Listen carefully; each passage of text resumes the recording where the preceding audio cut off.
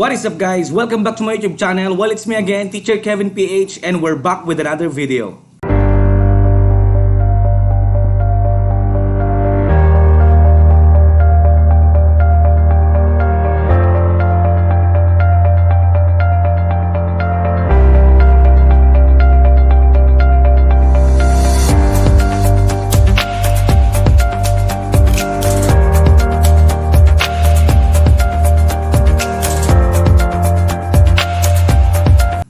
Alright, so today we're gonna be talking about conditional formatting.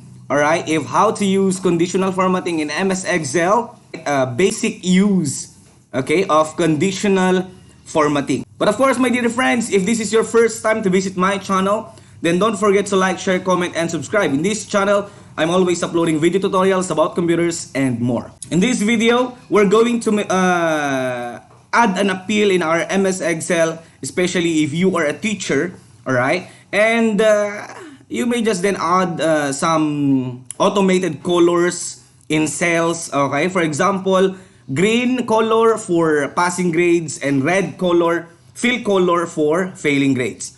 Right, so without much ado, let's do this one. Alright, so I am in MS Excel right now. Then all we need to do then here is to add grades 89, 74, 89, 90, 80.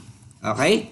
Then the next step, my dear friends, is of course to determine their remarks. Okay? If the student passed or failed.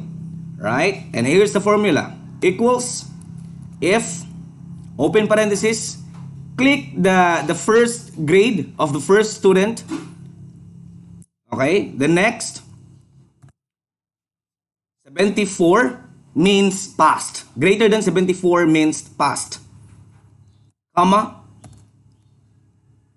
Passed. Comma. Failed. Then close parenthesis. Enter. There you go.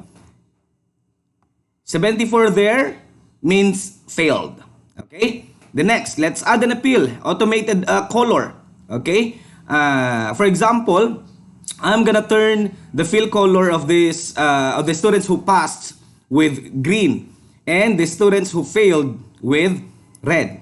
Okay, we can do that one manually, but we're going to use conditional formatting. All right, to make at least an automatic selection. All right, so click in the first one, then proceed to conditional formatting, then highlight cells rules, then text that contains. Then type in past. Okay? Then custom format. Go to fill. I'm gonna choose green. There you go. Click OK. Then drag this one down. There you go.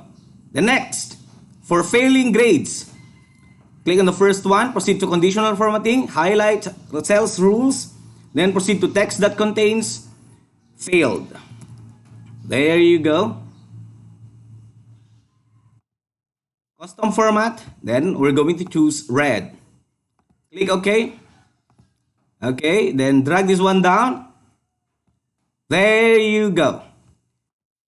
If this passing grade will be turned into a failing grade, for example 74, it will automatically turn red. Okay, 73 red. Alright? 80 passed. Alright, so that's it for now, my dear friends. Just simply how to use conditional formatting in MS Excel. There's more thing to learn. All you need to do is to subscribe and hit the notification bell for you to get updated with my latest uploads. Thank you so much for watching, and bye-bye.